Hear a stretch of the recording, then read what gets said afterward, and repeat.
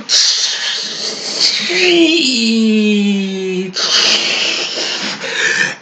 a boy!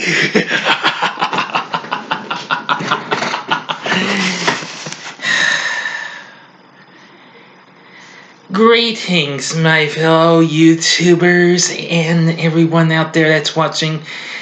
This here is your friend Doll, aka the Big D, Big D's Entertainment Rankings and Reviews. As you can tell from this little quickie intro, I am about to bring to you another review in the Nightmare on Elm Street franchise. And from what I've said, it's a boy. It's, you guessed it, Nightmare on Elm Street, The Dream Child, number 5 from 1989. Which I rewatched before I did this review because I do have some likes on it and not so many likes, because this isn't factually one of my favorites of the franchise, and well, it has its moments. But now I don't hate the movie though. I don't hate it. I just kind of care much for something that goes on, because now this is where it takes a real big turn, where Freddy gets more of a crazy, silly vibe in him and what have you. Now, Robert Englund, of course, is back as Razor-Clawed Freddy Krueger in this 5th installment, which was directed by Stephen Hopkins. Now, it was promoted as Nightmare on Elm Street 5, but at the title screen, you don't get a 5, but it's just Nightmare on Elm Street and then The Dream Child. Now, of course, back again in this also is Lisa Wilcox as Alice, and Danny Hassel as Dan, plus Nick Mell as Mr. Johnson, Alice's dad. Well, apparently, Alice is starting to have more nightmares again, but she's not sure if it's Freddy Krueger again, considering after she defeated him in the end of the last movie, which was the Dream Master. But even so, she manages to graduate from Springwood High with her beau, Dan, and 3 other kids who are our other main characters. There is Yvonne, Greta, and Mark.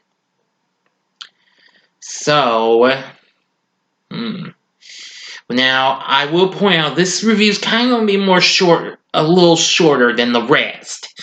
Since the last 2 reviews were 30 minutes long, this one's kind of going to be short, and the same's going to go for Freddy's Dead too. So, well,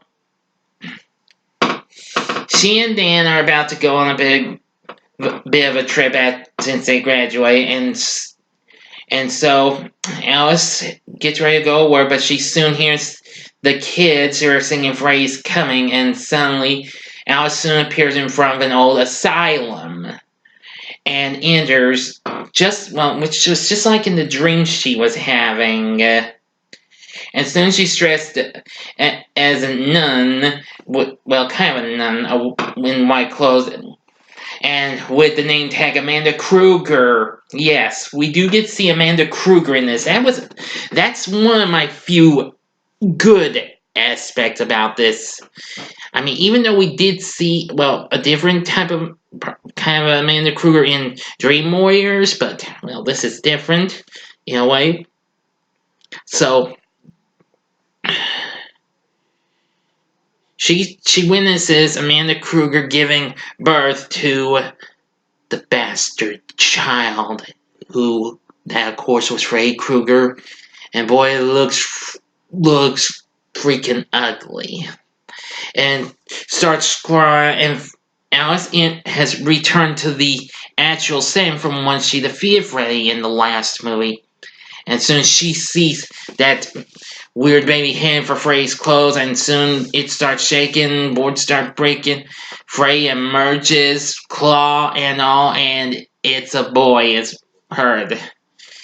Now, Freddy, I'm gonna say, isn't quite as scary as in the other movies now. And he look his face, the way his makeup looks, it kind of looks like a I don't know, like a bunch of chewing gum was all chewed up in what they use.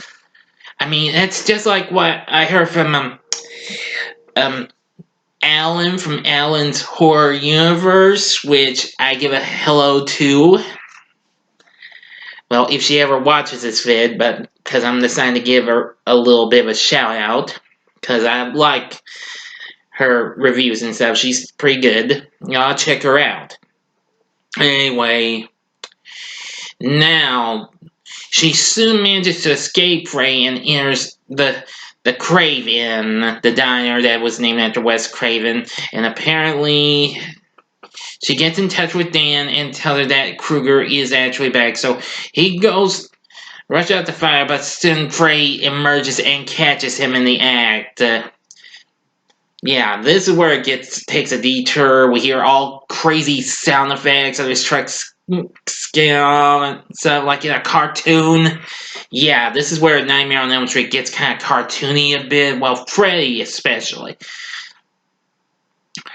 But soon he does. But he doesn't. He flies back out and lands back into the pool section of the school's gym, and well, he can't get into his truck, and soon he finds a motorcycle and drives off like crazy. But soon Freddy is again. This boy feels a need for speed, and causes him to change like this, kind of like a Terminator, or with a kind of bit of makeup that almost made him look like almost made him look like a combination of the Terminator and the Predator, almost. More Terminator than Predator. And boys going like crazy like, "Hey, Danny, better not dream and drive!" This does have some factually good one-liners. And soon Precious and Alice is in complete shock. Uh, and once she goes to see Dan and his truck, his corpse lady is like, "Hey, Alice, wanna make babies?" And boy, she just faints. Everything. Well, soon she later tells her friends about Amanda Krueger and Freddy and the whole story. But she's worried that, well, he may get to them, and that's just what happened. He first goes for Greta, who is planned to be like a supermodel, and she's not too happy with eating. She's complaining to her mother and what have you. But soon Freddy breaks in on this and sticks her on this old big high chair, like this big baby, and brings in one of her dolls because she has one. It looks just like her. It's like, "Bon appetit, bitch!" And soon starts to be her weird stuff. It's actually her insides, and I'm like, ew. Yeah, that's very freaky. I tell you what. And soon gets all puffed. No, oh boy, that's sick. And so he's just like trying to care like me. He's like, "Poor baby." But Alice is trying to get with him, but soon she sees what's going on. When she opens the fridge and puts everything starts molding and what have you, and soon Greta appears, and soon Frey gets her, and well, Greta starts choking the real one, and soon then she just falls down and goes face down onto a platter. Oh dear. Terrible. Well, now let me go back a little bit before Greta's death. Now, when she was in the hospital after Dan's death, she sees a little boy named Jacob. Now that's one of my real negatives with the movie. Jacob, he's okay and all, but kind of just a teensy weensy bit creepy though. But anyway, and she thinks that would be the perfect name for a child, and well, soon after that, she's not too happy, and she and Yvonne go to see Mark. Now, Well, I'm gonna say Greta and Mark are okay characters, but they're kind of bland though in some ways. Yvonne, on the other hand, I know kind of possibly bland too, but she's an okay character. She's a little bit factually more okay than the others. Okay, but anyway, now Mark's not happy with Greta's death, and soon he eventually falls asleep later on and ends up at Freddy's house. But Alice eventually saves him, and now he believes that Frey's actually real, like she said. And that she saw Jacob again. Looks like she named her baby even though he was not born. Because, well, she soon learns she's pregnant. And she goes to the hospital where she meets with Yvonne and asks her, can unborn kids actually dream? And, well, as a matter of fact, they can. And she learns that Frey's using her unborn baby's dreams to get at her. Which that's kind of a strange thing, but anyway. Now, soon, well, Yvonne's still not too thrilled and everything, and, well, Mark already has more stuff revealed on her because, well, he's a comic book artist and what have you, in a way, but, he creates this, character called the Phantom Prowler, and, well, he's revealed more stuff on Freddy. Yvonne's not too thrilled and she leaves. But if that wasn't enough, Dan's folks come back and they want to have the baby once Alice has it. But Alice plans on keeping the kid once it's born. So, anyway, Alice knew the only way to try and stop Frey was find Amanda. And that was to try and find her in the Tower of the Asylum. So she goes for it, and Mark tries to stay awake. Yvonne, on the other hand, is going to try and take a swim once everybody leaves. She relaxes in the hot tub for a bit, and then hears something. So she goes on the diving board and it turns into a furry clown. She manages to make a jump for it, and then dives into what she thinks is the pool, but it's a dirty pool filled with all sorts of old glass and what have you, I think. And soon, once Alice is in there, she sees him, and it seems Freddy had pulled a fast one. As Alice was trying to find Amanda, she finds Yvonne and, well, saves her, but she was too late for Mark. He gets pulled into one of his comics, and Freddy's after him, sees, well, the corpse of Greta, and then Freddy pushes her off and then breaks like an actual doll. And then soon he's ready to turns into the Phantom Prowler and shoots at Frey. Yeah, in this black and white style comics, that's kind of bland and what have you. Yeah, but once he takes him down, then things take a turn for the worst. And I know this is a scene I know some people don't even like. I don't quite care much for either, but I do like the one-liner though. Frey emerges with a lightning bolt and it's where a big tough guy looking face, because a different actor was playing this version of Frey, but we still hear Robert Englund's voice. Faster, thou bastard maniac! Tries to shoot him on, it's like, more powerful than a local madman! It's Super Freddy! And told you comics books was bad for you. And Mark's turned into a paper figure, his colors start draining out. Oh boy. And not much to look at, people. And he starts slashing it all the way through like crazy. Oh boy.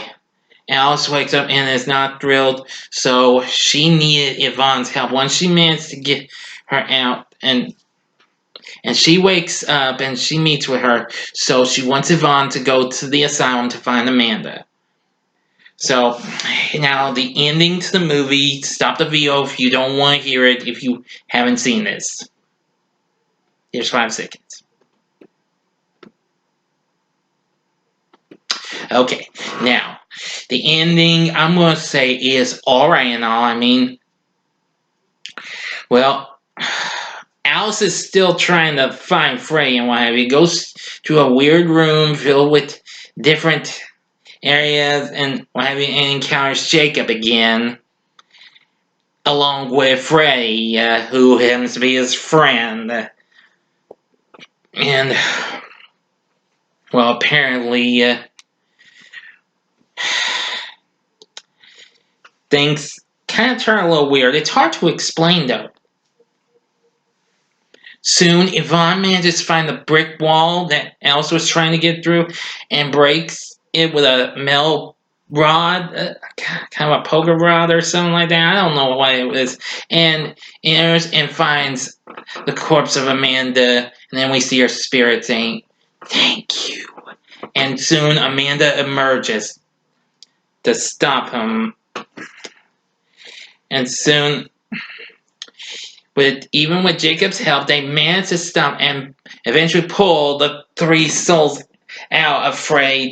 And soon he is, yeah, in a weird way. That was kind of another kind of thing I didn't really like in this. And soon Frey, after those three souls escape and yank out the weird baby Frey, and soon Frey was defeated once more. Amanda takes it and returns it to her, and Alice picks up the baby, and soon it's absorbed into her spirit, or something like that.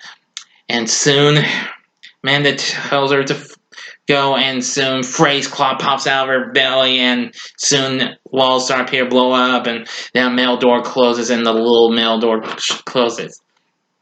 Soon, days later, Alice is back with Yvonne and, of course, Mr. Johnson. They're having a bit of a picnic with baby Jacob Daniel. Yeah, they give him a middle name after what would have been his dad, Danny. Yep. That's how the movie ends. But anyway, the story is okay and all. Just a little bit of the cast is okay. I mean, I mostly liked it for Lisa Wilcox's portrayal of Alice in this. So that's possibly one of the only things that saves this from being a completely terrible movie. Now, I know this is it. I don't hate the movie. It's just that I don't like it, but I will watch it on some occasions. Would I recommend this to you? You be the judge. Now, if you're a completionist, yes. But if not, then don't watch this. Then don't see this, okay? But I'm just not going to try and put this down real hard because Christian Horror, who I also give a shout out to in this video, actually likes this movie. So I'm going to try not to come down too hard on this. It's okay and all. It's not my favorite, the Nightmare franchise. But overall, Dream Child is, well, not good, but it's okay good. Okay? Enough said. End of story. Anyway, tell me what you thought about the Dream Child in the comments section. Like and subscribe to my channel and be a part of the Big D Nation. Anyway, that'll do it for Nightmare on Elm Street 5, The Dream Child. Join me again later tonight when I review Frey's Dead, The Final Nightmare. When I continue the franchise. Because I've still got 4 more movies to go. So anyway, thank you again for watching. You can also check me out on Facebook at the Big D's Entertainment Rankings and Reviews group page. You can also check me out on Horror Enthusiast 101, Toaster's House of Movie Reviews, I think that's what it's called, and Movie Talking Reviews. They're all Facebook groups. I'm also on Letterboxd. So, enough said again. Until next time, I'm the Big D saying, see ya.